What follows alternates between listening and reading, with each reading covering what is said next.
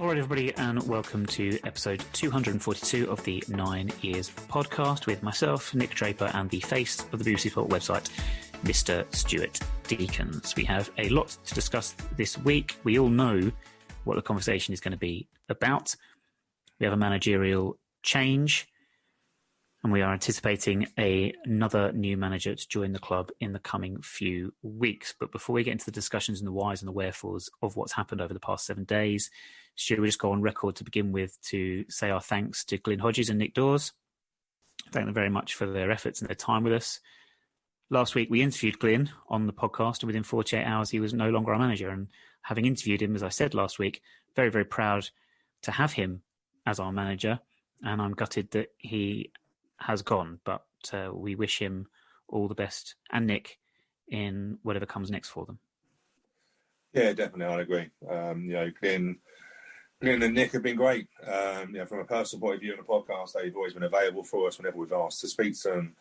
Always professional, really good, good ambassadors for the club. Never, you felt proud to have them as your manager. There's no baggage with them, and they probably left with the grace that they joined it, and it's a real shame in this year of COVID and stuff that they've lost their jobs. And whilst I don't necessarily enjoy it, it all comes to a head on Saturday, and driven, unfortunately, by the social media, which is where it is at this moment. It's a really difficult situation, and I've got lots of thoughts on that. I'll try and get as many of them out today as I can, try and crystallise them as clearly as I can. A lot of this will be stream of consciousness stuff, so if I repeat myself or if I go off on tangents, I do apologise.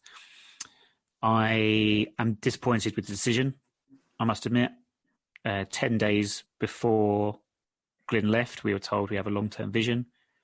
We're not going to react to a bad run of results, but that's what's happened. It's been driven by lots of calls on social media for Glyn to leave, and it's purely based on results. People can talk to me about performances and what have you. I'm not buying into it. Wally Downs' performances under us were not good. They were not entertaining, but they got results and kept us up, and that's why people were happy.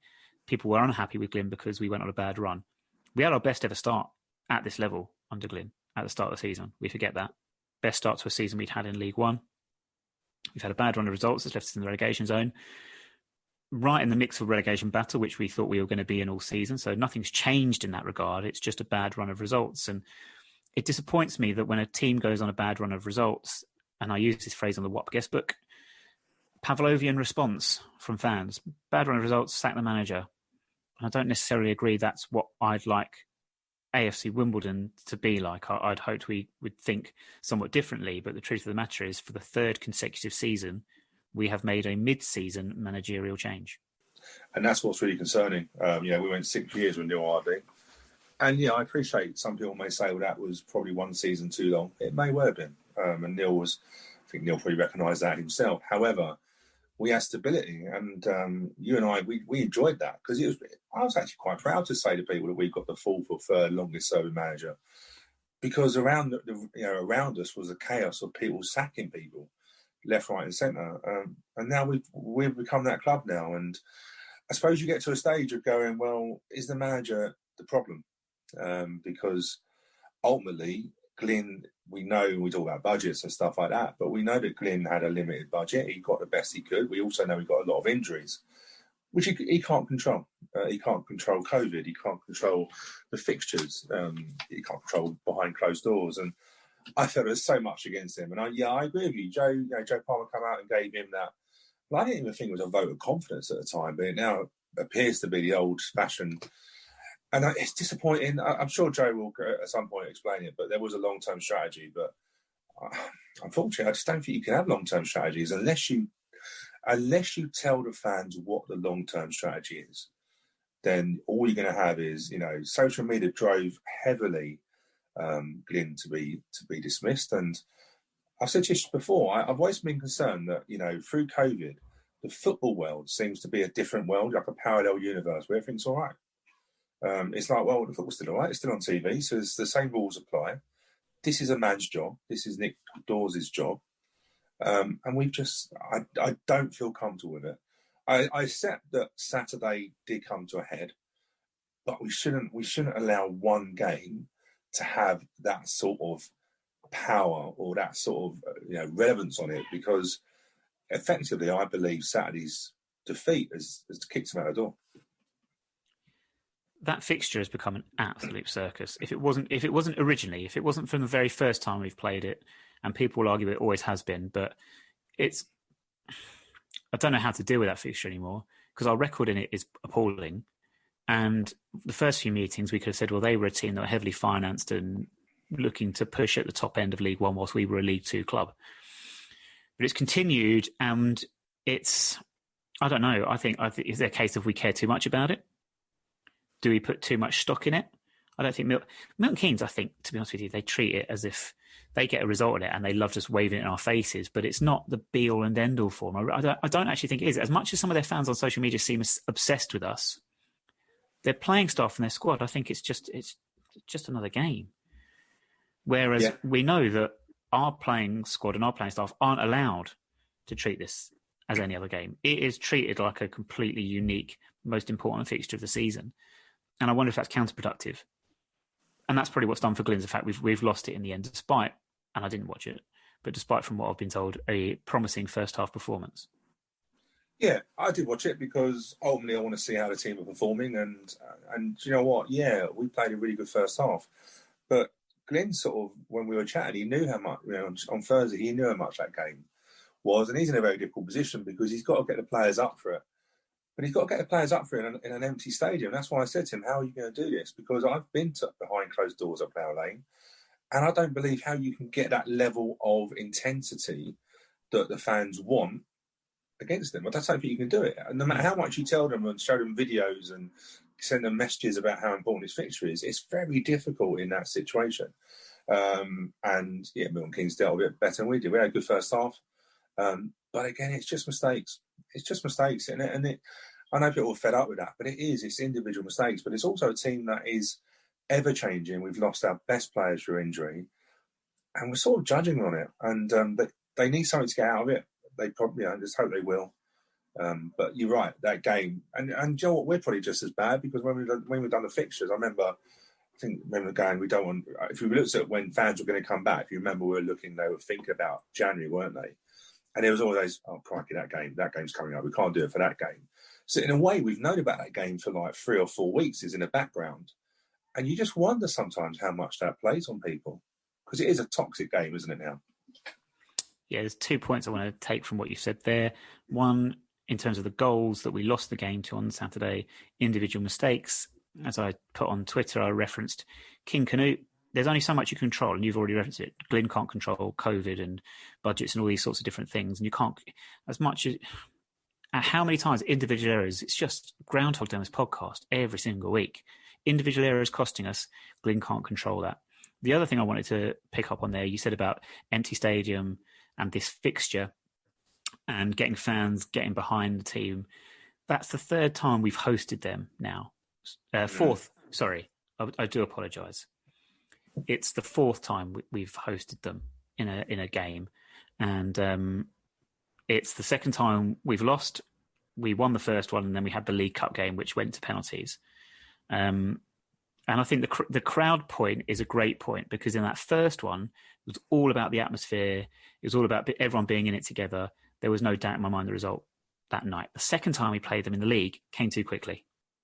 Came too early in the following season, only a few months after that first one, and we were a little bit more blasé about it, I think, as a fan base, as everything. Yeah. League Cup game was an absolute abysmal. It was a shit show. That was an appalling performance. That was dreadful, unforgivable, to be honest with you. Lucky we got out with a 2-2 draw. I was quite embarrassed that evening. So that was when performance levels weren't up to it. But also, only 50% of the crowd was there. It was a really strange atmosphere, like this game, when you can't even sell out half the capacity of your stadium. And then we've had the empty stadium, which again is going to suit Milton Keynes down to the ground, because they're used to that. They literally have no atmosphere at any game at any point in their lives. So I think, the crowd element is a point. Had fans been in the stadium at Plough Lane for that meeting with them, different story. I do genuinely believe that. I do think that would have had an impact, but it didn't. And like I said, something Glyn can't control, King Canute, only so much you can do. But that's what's happened. It left us with another defeat, but we're still in, like I said, Stu, in league terms, bottom six. We thought we'd be bottom six, not adrift at any point, still very much in it. Big gains coming up. Wigan, we've got coming up. Down there, Rochdale, who are down there scrapping with us. I just don't think with any certainty anyone can say changing the manager is going to keep us in the division. And that's what we're saying. The reason we are saying we want to change the manager is to keep us in the division. And that in itself is a problem, I guess, because we've got a relegation budget. And we've admitted that. Well, the problem is, and Joe Palmer's got a difficult time. We spoke to him many times before, but it's been confusing now because you're right that, after the Pompey defeat, come out with long-term strategy, we're behind Glyn, we had a good start. But then the statement that was released after the defeat on Saturday, I felt it gave you more questions than answers because it basically said we're overachieving. So that suggests to you that we actually were budgeting to be where we are. Yeah, at the start of the season we were overachieving, yeah. Yeah, but that should be a positive again. That's the same team that he had. Something has happened. We know what's happened. We've lost key players. You can't get away from that. No matter how much you try and dress it up, that squad has lost a lot of players. But it was also just about. It was about I'll read a statement. After a strong start to the season, when the team was arguably overperforming, I don't know. The recent run of results left us in a difficult position. We need to do everything to ensure our survival in League One. We have to do everything to ensure. So we are now basically saying we've gone from a long-term strategy to now going, well, actually, a short-term strategy needs to be done first before we can even get to a long-term. We're now saying that a manager is going to come in. Well, we're going to have to do it pretty quickly. We've recorded this deliberately late on a Thursday because we didn't want to be out of date on a podcast because it's forever moving, and that sort of side of it. But we've got to say the person coming in is going to be able to keep us up.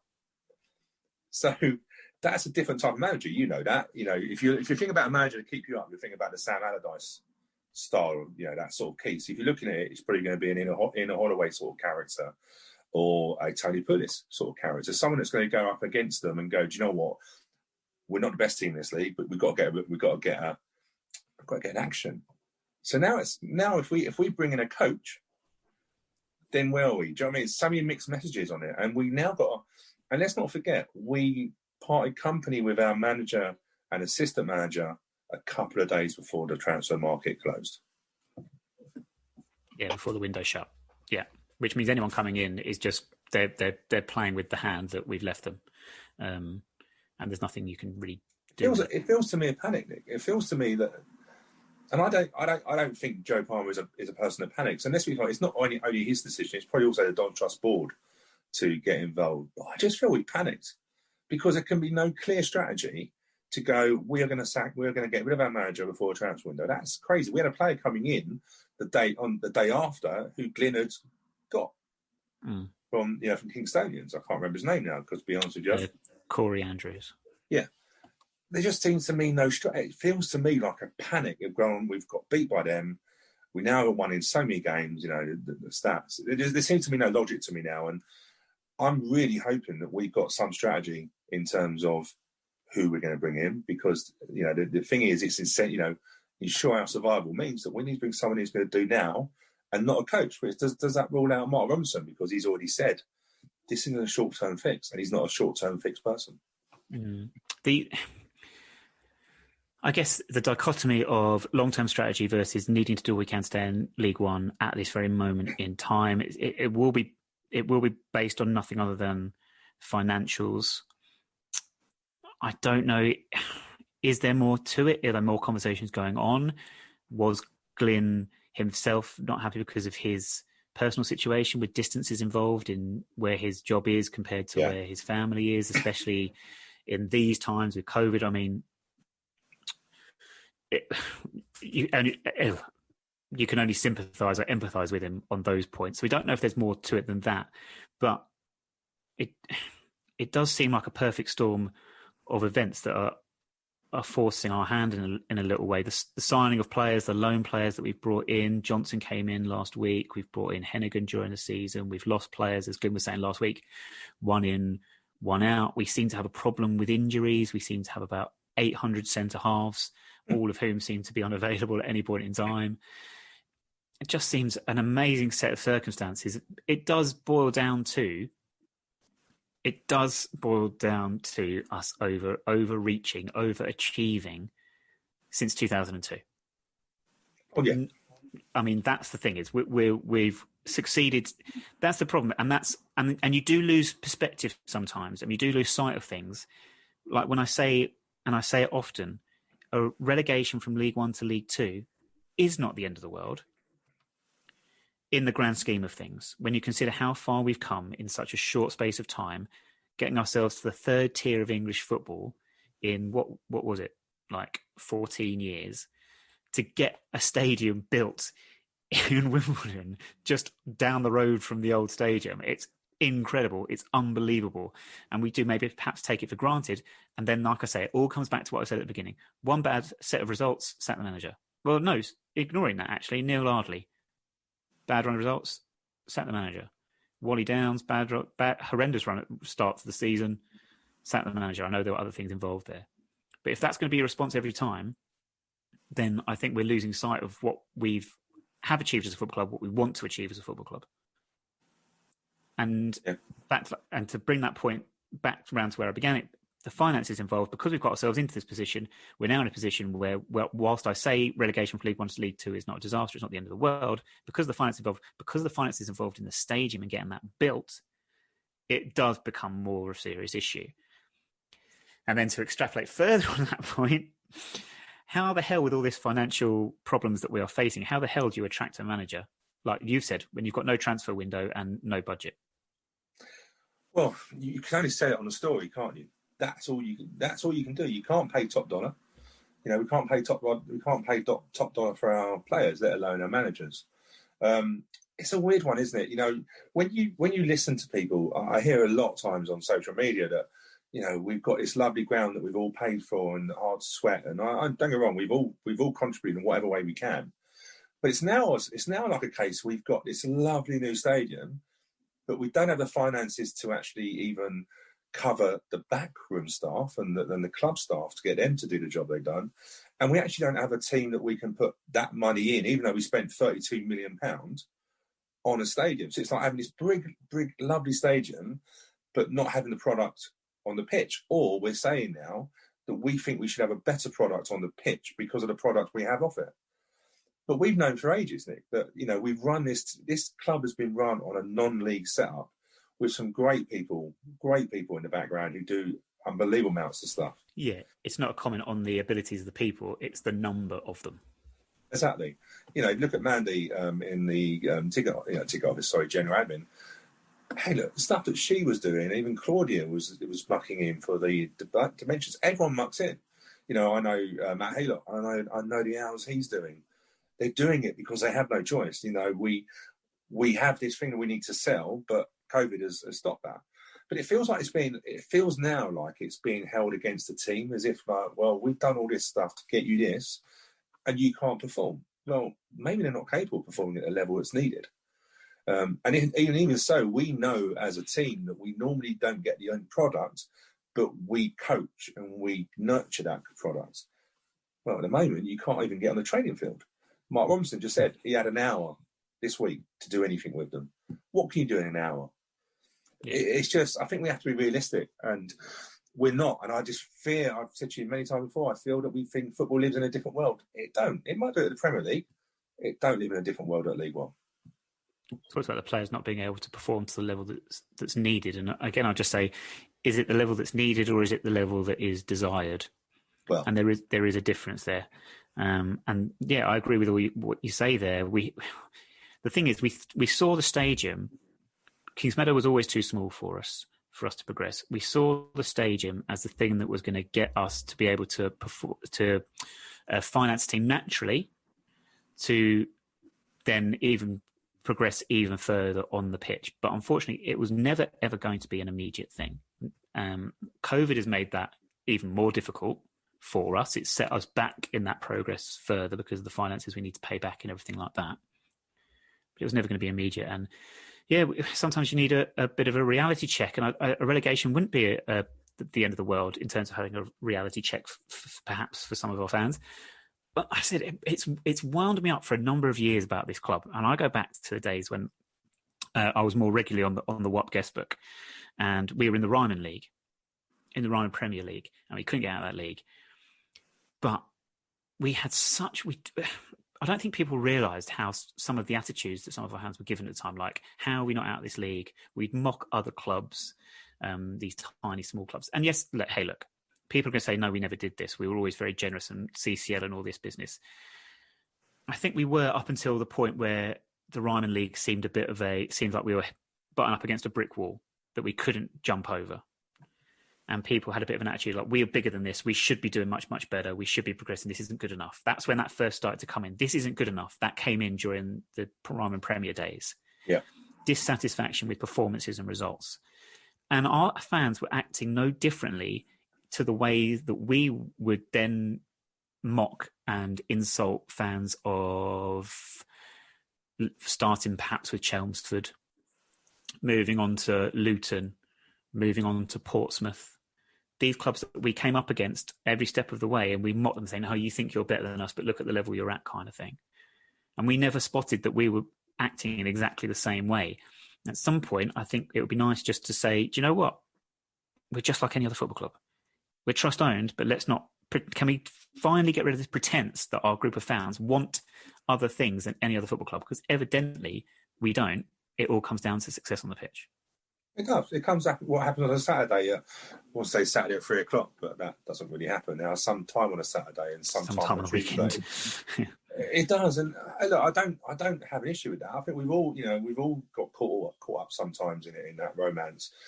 But if we're going on to our third manager in 3 years, and they've all been different. If you look at it, they've all been different. What we need to have a strategy of what are we looking at now, because we've got an excellent academy.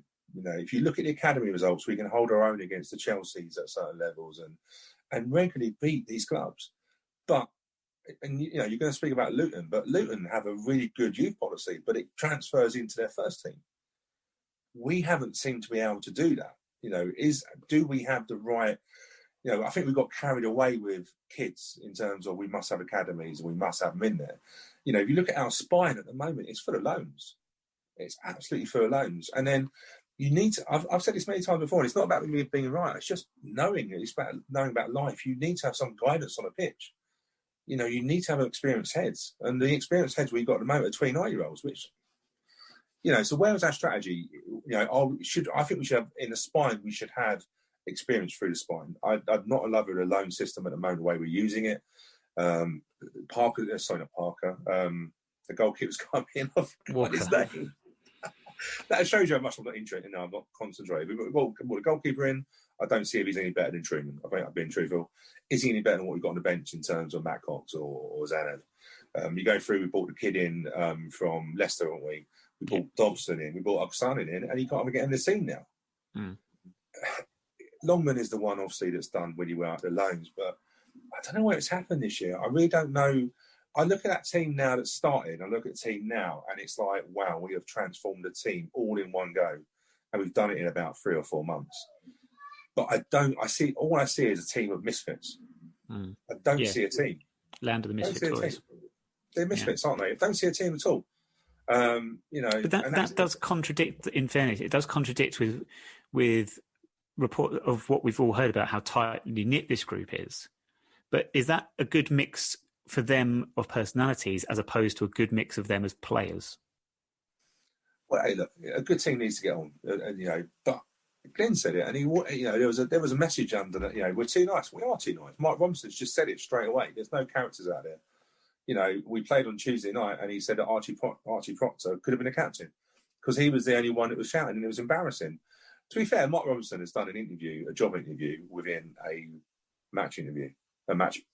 post-match interview. He's called out He's called out everything, and none of us have disagreed with it because we've all seen it. Personality, character. We've just seen a team crumble. But do you know what? It didn't crumble early on. This is the thing. People say we can't hold leads. Beat Swindon away to 0, beat Fleetwood away to 0, beat Rochdale away to 0.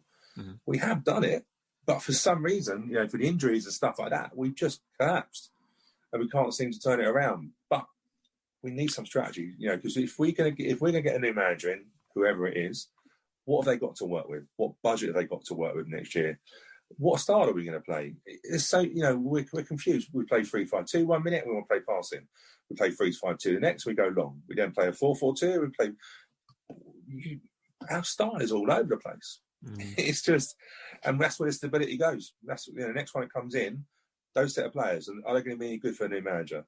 It's widely touted that you have three transfer windows before that team becomes yours. We've given them... Ours have had 2 transfer windows and not actually much support in it.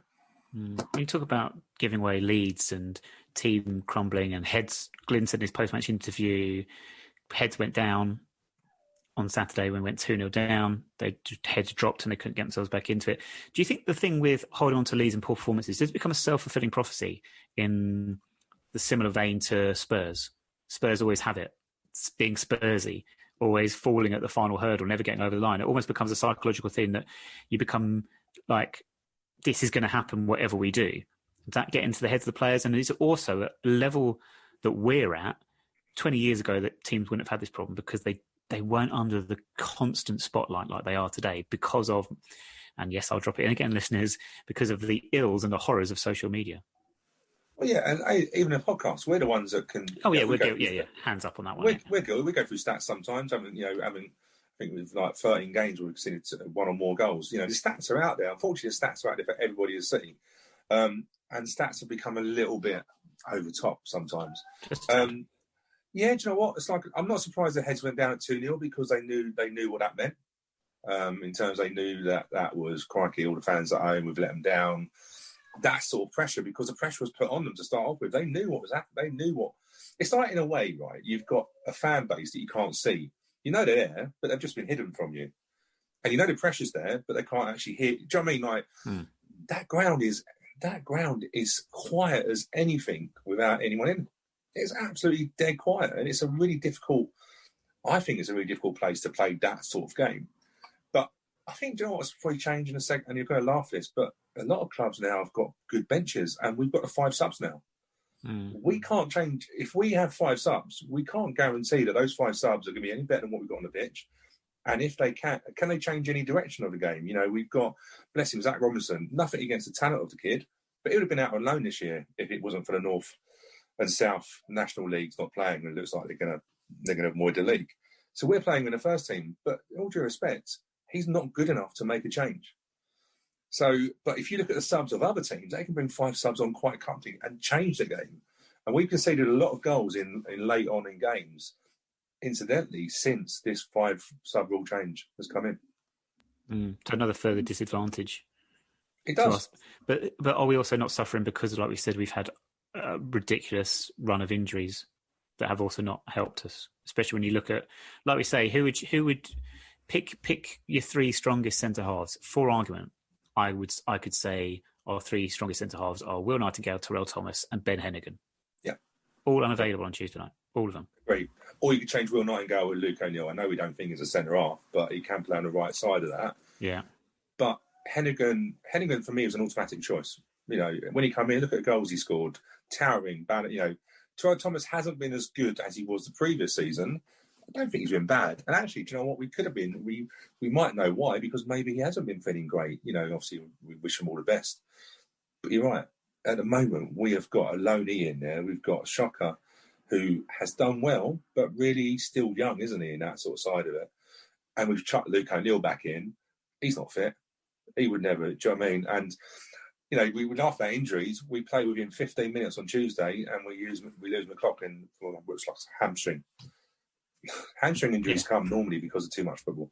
Yeah, where's your luck on that one? With there's no luck, like you say, and even with the forwards, Adam Roscoe departs, Ollie Palmer out injured, and we're down to Longman and Piggott, and that's it, and we're in trouble again. But I want to pick your brains over the spine of the team. You mentioned it a little while ago, the spine of the team being low knees, but we've always said you always want a nice, good, experienced spine through your team. And you've also mentioned, and we will talk more about Mark Robinson's interview, post-match interview after the defeat on Tuesday to Oxford in the B team competition. But I want to get on to, I just want to extrapolate more on that point, because you've been looking back over past seasons, what was it, past 5 or 6 seasons, at characters, personalities. Spine of the team is what I want to point out with. And just looking at the characters we have had in recent years and the difference they've made to our success and on our team. Well, yeah, because do you know what? When Mark Robinson in his interview said about character and personality, if you ever say those words, you automatically think back to that team who, you know, Toole at Accrington really had to show character. You know, for all of us that were there, we know, I don't think any of us actually went there and Toole went, we're still winners. We're right, because Accrington were really up against, you know, really putting the pressure on at home. And the character to actually come back in that game was by certain players, Lyle Taylor, Bayo, Danny Bullman, Paul Robinson. You know, it's rumoured that Darius done the team speech at half time, or, you know, and it's rumoured. I've heard it so many times now. Oh, yeah, it's fact. Yeah, do you know what I mean? But a good manager allows that. You know, if you've got the characters in your dressing room, let them do the team talk. There's no weakness in that. Your job as a manager is to get the best out of your team. If you think the best out of your team is Darius literally telling people you've got to do something here, then you do it. But I've put ratings in terms of how I rate the team for character and personality, and I've just put a 10 for that because I think that's your benchmark in that. But there were so many, you know, in terms of even like Osborne and Tom Elliott, Jake Reeves, they all had that personality. You know, like Carl Osborne didn't play an awful lot, but let's not forget he had promotion with Brentford, had a really good career. So it's not even stuff that's, for me, the character and personality isn't always what's on the pitch. It's also what's around it in the dressing room, in the training, training environment. So, and you know what? One thing I was looking at, you know, we talk about points now, don't we? In terms of we haven't picked up, 33 points, we picked up 2, it might have even changed by now. That team from January picked up 45 points out of 66 available. That is ridiculous. So yeah, that was me. Funny thing was, we went out of the first round of every cup competition that year. So that's also when you look back at that season, you also think the start of the season where things weren't particularly great. They picked up after October time. By that time, actually it was November, wasn't it? Mid-November time, and the famous Stevenage games and all that business. And by that time, the first rounds of the cup had gone, but. You look at a list of players that you've mentioned, they wouldn't allow you to be less than 100%. They wouldn't accept anything underneath less than maximum effort. And then when you look to the following season, even though we did really well, it was our highest league finish as AFC Wimbledon. Yeah, you could see personalities in there that perhaps creeping in that weren't performing to those standards every single week. And then that starts to affect other players and brings the team down as a whole, I think. Yeah, and there's also negativity, isn't it? You know, it was the same team, but we lost Bayo. Bayo obviously done his job interview on the pitch at Wembley after the game, and we lost Carl. You know, we lost Carl Osborne and that sort of side of it. And this is not picking on players that come in, but let's be fair. You know, at the start we had Chris Whelpdale come in, Dean Parrott, Don Polion, Tyrone Barnett, and even though they're not bad players and not bad eggs, they weren't performing. And we know, do you know what I mean? And that sort of brings the town down the team a little bit because they have to be a unit. But we had a decent enough season on that. Obviously, that was the season we lost to Sutton United in that famous replay where Lyle got absolutely booted in the air. But I've sort of said it. That's when I felt it starting to drop. So I've given that an 8 because I felt that we gradually. Like, we talk about Bartram. Bartram was loved by the team because he was such a funny person. You would never have guessed it on his interview because he was dry as anything. But you hear so much about him and his character, and that helps everybody on a pitch and off the pitch.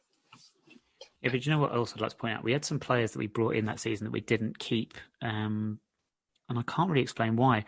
Players like Chris Robertson, Sean Kelly, decent professionals, reliable, would always be consistent in their performances. Yes, they're not going to win you the league, but yeah, those are ones that sort of just stick in my memory as sort of players that you think when you're at the level we're at, you kind of want those sort of professionals with you. Yeah. So perhaps Neil was a bit too quick to discard them. And also, you just look at the average age. We just talked about ages, haven't we? You know, what was it? So Lar was younger. Bayo, Barcham, Borman probably 40 odd. I think his birth ticket's been doctored. Paul Robinson, Barry Fuller, Darius. They were all in either probably between 28, 32. But real, I don't want to say it, but real men. Do you know what I mean? Like, I still remember when Darius come in, and it's the first time I've ever seen someone ball out our goalkeeper, like absolutely ball out our goalkeeper. And I thought, yeah, they do. Because his standard was that he expected the goalkeeper to do a certain thing. And he called it out. We've never, if you think about since Darius left, can you remember a defender doing that? No, it's like we say, we're reinforcing points we said about being too nice. Yeah, even Will don't do that. And Will's nice. He shouldn't be. I want Will to whack people on the pitch in a nice way. On that. So we go last season, the last full season for Neil. That's when you definitely noticed it. So we lost big players: Tom Elliott, Jake Reeves, Danny Borman, even James Shea. We know James Shea is as a goalkeeper. He's not boring, but James is just a very steady, but again a good influence. And then we brought in Liam Trotter, Kwesi Appiah, Harry Forrester. Do I need to leave the room at this point? But also that season, I remember, was it Abdul coming as well? Yeah, scored on the opening day. Great CV from Millwall, absolute nosedive, which is crazy. But that was when I felt we lost it in terms of the dressing room. Darius was still here, but we also had the injury issues that Darius had. Paul Robinson was here, but again wasn't playing as many games. But you know, characters like Kwesi Appiah not playing, you know, that sort of Harry Forrester, good individual ability, but not a great one. I was just thinking about that. When that team that got promoted to League Two, who was our luxury player? It was our luxury player. Because I'm just looking since Probably then. Bayo. Probably Well, Bayo, because he was a luxury. He was sub, wasn't he? Well, this is what I'm thinking. But when Adebayo Akinfenwa is your luxury player who comes on, especially in the final run into that season, and dominates games when he comes on and plays, and then the following years, our luxury players were Don Polion and Harry Forrester, who had moments that were fantastic, but then stretches where you just didn't see them. Like, you know, there's players we didn't even mention that, like Adebayo Aziz. Like, Aziz, do you know what? We laughed at Aziz, but would you take him now? Yes, of course, yes. And this is do you know what I mean? So it's like our whole model has sort of changed so much because, you know, if you go through that, so Neil Hardy, obviously, when Waddy come in, even though we got to the fifth round, which remember, we just got through against Haringey Borough, didn't we? Scraped through. But we ended up getting to the fifth round of that. But that's when, you know, I've looked at that squad and I gave it a 3 up until January in terms of character. And I only moved it up to 5 in January, and that was because we got Steve Seddon and Aaron Ramsdale in. Yeah, that's why we stay up. Ramsdale's why we stay up. No one's going to change my mind about that. Yeah, Steve Seddon was a really good influence. Look at the stuff he did. But we're not saying about how good they were on the pitch. Technically, we're saying about, you know, like leadership, talking. You know, Aaron Ramsdale didn't know the team. He was literally like, well, we know how good he was. You know, he led that team. Yeah. But there's no standout characters. You know, you've got Nightingale, you've got Deji, you've got Scott Wagstaff, who was good when he come in. Terrell Thomas come in, but I wouldn't say Terrell Thomas is I think when he first come in, he took a little while to get his standing in the team, didn't he? They're leaders by example. Yeah. They're not leaders by, like you say, grabbing someone by the scruff of the neck and sorting them out. No. So that's when you just see it. That's when you see it falling away. And then you look at the last season. Hey, look, let's be honest with it. We would have got ready. I really think we were in trouble that season. You know, we still had to go. Tranmere still had to come to us. We had horrible games, and we got away with it on points per game. I'm convinced of that. I was really worried. I was really worried in that season, and I wasn't that disappointed personally to get the season to continue. I felt it was a wrong thing, but it saved us. But in that team, what characters are? Will Nightingale, consistent the whole way through. Luke O'Neill come in, Callum Riley come in, forced for a little while. Sanders, good character as that. Think of Marcus Force, though. So we had him up until December, but he spent a good number of weeks injured. And I mean, the start of the season when we got his best run of games was at the start of that season, and that's when we went and we didn't win for the first 13 games. And I mean, any team that has a start to the season like that, to recover from that, almost impossible, really. But it also shows you how we went, because even the loans we brought in were kids. So we didn't bring loans as experienced loans. We brought in still, so look at Sanders and look at Force. I think Joe Day come in. I think he probably was the oldest when he come into it, and he come in late. I think he come in January window, didn't he? On that side of it. But you can just, when you look at it like that, you can see from the team that we got promoted with, gradually, we've lost those characters, and we need to address that. It's not, if we think the manager is the fix, then we're living in cuckoo land. We've got to do something else. Yeah, we said there's something deeper going on there. I noticed that Jake Jervis's name got mentioned on your research, just as an example of something we signed in. Lloyd Sam, where's Lloyd Sam? You've not mentioned him. How can you forget Lloyd Sam? But in all seriousness, Stu, this is tying into a conversation we had last week, where I joked about millennials. This is a problem. All right, if you don't like wrestling, don't listen for a second. The wrestling's got the same problem at the moment. All right, it had its Royal Rumble last week, and it was boring as hell because they've got no characters anymore. It's not like the old days when they were flooded with these huge, big characters that you wanted to see, and they were aggressive alpha males that you really got behind. Now, just no one. It's a bit weak and a bit limp in the WWE, and we've sort of got that. Like Glyn said, we've just become nice. We've just become a little bit too nice. The contrast with that criticism of Glyn's of being too nice, with what Mark Robinson said on Tuesday night after the Oxford game, where he suggested attitude wasn't where it should be, intrigued me. Yeah. I don't know how you unpick those two things, because I wouldn't say our players at all. I think they're a good group. I have no issues. Personally, I've never had an issue with their attitude on the pitch. I've never thought that they were not putting in 100% or not doing their absolute best. Being nice is a different thing.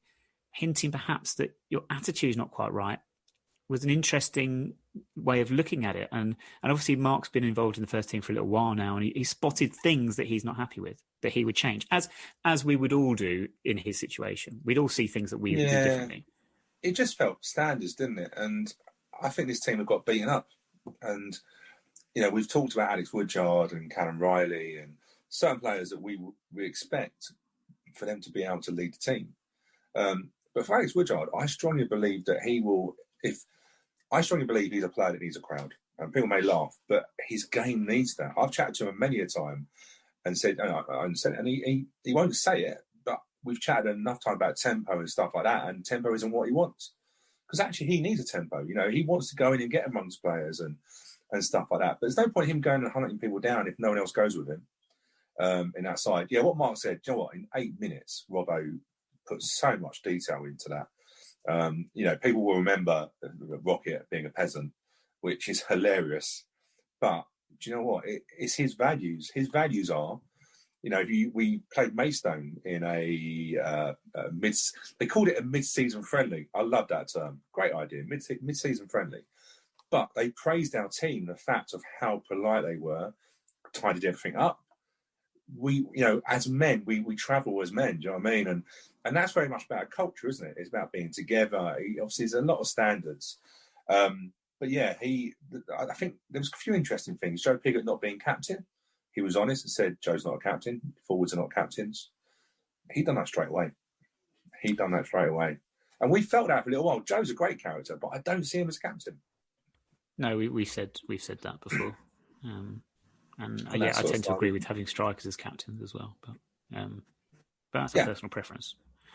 But it was in terms of the communication, wasn't it? And there's so much stuff in it. The things that made me, the thing that I was most interested is that he said about the players wanted to play more football, which has been a thing that we've said for a little while. I know you haven't watched loads of games, but it has been a case of the start of the season, we were comfortable playing wide into midfield, keeping the ball, getting our wing backs up. And then all of a sudden we crept into hoofball football, which is, when you hoof the ball, it's normally a lack of confidence because you don't want to take the extra touch and it's easy to get rid of it. But he said the players agreed with him, they need more football. So it's a case of going, well, why did that happen? Why did that happen? Did you not take responsibility for it? You know, he's right in what Robbo's right in what he's saying. Do you know what? To have possession is good because you need to rest on the ball. Everyone knows that if you know, for example, if you play against 10 men, if you move the ball, they're running all the time. You're not. The ball's running. So it's, you know, there's lots of things that he brought up. I just wonder how they crept in. It's so difficult. Do you know what? I don't think you can put your finger on it, but I think what Robbo said, and hey, look, we've seen a lot of social media. Everyone agrees with him. Like, that was an interview and a half. Yeah, and I think with the football side of it in mind, and I took the points there, I took more of it a wider behavioural point about high standards, high expectations, personal responsibility, players actually taking responsibility for what they do on the pitch, not needing to be told what to do at every stage, and not looking to blame other people on other excuses or make other excuses. And I think that's a message that could be played to the whole country, to be honest with you, in certain regards, in the way things are. But I mean, I'll probably write an article about this, Stu, because it made me think many things. But it was a very impressive interview, and you're right. I don't know where perhaps where things were relaxed, where we lost things along the way. Who knows? We might not never know. It's just something, and before you know it, you're further down the slide than you thought you were. Yeah, and do you know what? One thing I would say about Mark Robinson is, you know, I think some people said like he doesn't have much experience, but he's been a hell of an academy coach. Even to the extent what they do regularly, they do a no coach game. So basically, the players have no one on the touchline, no one in the dressing room, and they win them games. They manage themselves, and I've seen them at half time where they will get a board out, a tactics board, and pinpoint where they've gone wrong and what they need to do to get it right. So he puts, you know, at that level, he puts a lot of responsibility into those kids. There's nothing saying you can't transfer that to adults. You know, it's the same principle of taking responsibility and accountability. Because so many times things like Glyn used to say, they didn't do what we told them to do. You know, we've gone through it, they didn't do it. That's not Glyn's fault. You know, players have got to take responsibility. And we talk about responsibility, and Mark Robinson is responsible for the first team for the time being, but we don't know long-term who will get that responsibility, who will get appointed as first team manager. There's just too many rumours and too many names flying about, Stu. We don't have a clue. Some people have been referenced, some people have been suggested, some people have already ruled themselves out. I mean, you're just picking names out of the sky, really, isn't it? There's no point in speculating. No, and we have crossed this bridge before where we thought we had a really good shortlist, didn't we, when we were looking at Wally and look at the shortlist we had. I expect it to be a better shortlist because we've got a new ground. We have to say this ground isn't a really attractive thing for a manager, but we don't know who's on that list. No, Emma Hayes isn't, nor should she be, and she won't be coming to us. So that media circus as well, totally invented media circus that during the week, completely. No truth in that whatsoever, stirring up tension. I'm not even going to get involved in it, but no, Emma Hayes would not be the right person for this job at this moment in time. Maybe in a different set of circumstances. Yeah, and Chris Powell has ruled himself out of the job this afternoon. We're recording this on Thursday. He said he's flattered, but he's very happy with what he's doing at the moment at Spurs and the FA. The only person we know that has applied is Jason Ewell. He's openly said that he's applied for the role. Mm-hmm. So good on him. I expected him to. But yeah, hey, look, we all hope. I'd say we're all hoping. I personally would love if the County brothers were being approached. I think it would take a hell of an effort to get them to come to us. But it's not beyond happening. You know, they love a project, and we certainly are a project. Aren't we? Just Chris Powell, of course, related to Jenny Powell, the former Wheel of Fortune co-presenter, and if she would come along, I'd be well up for that one. But sadly, I don't think it's going to happen. Anyway, on that note, we have got a game this Saturday against Wigan. Stu, we'll just see what happens. Got no ideas. It's a massive game as well, isn't it? For the circus around the everything else stuff, going on. Just taking it away. Maybe it helps us. Maybe that takes the pressure away. Maybe it'll be like when Simon Bassey took over back in 2011, and we pick up a couple of results against a Wickham or a Plymouth or whoever it might be. 2011? No, 2012. Sorry, Bass. Hopefully, fingers crossed. But we're going to wrap it up now because we've been talking for a while. And Virgin Media, you suck so bad. It's been an absolute trial to get the final 15 minutes of this podcast out. So thank you, Virgin Media, for being awful and curtailing the podcast. But we're going to call it a day there. Stu, thank you very much for joining me. No problem. Thank you for listening. We'll have more updates and more comment will be on 9yrspodcast.org, I'm sure, over the coming week. Keep an eye on all our social media channels to see what we're up to. But on that note, no game this week, even though, Stu, I've realised with George Dobson and Darnell Johnson, we've got other players that we can make on this day work for. George Dobson this day and Darnell Johnson this day. And if Corey Andrews stays, we can probably make a joke about soap operas, but we're not going to. We're just going to leave it there for this week. And I'm going to say Alexa Bliss. Didn't win the Royal Rumble, never mind. Bag first, milk last. 2 + 2 = 4. We shall speak to you again next Friday.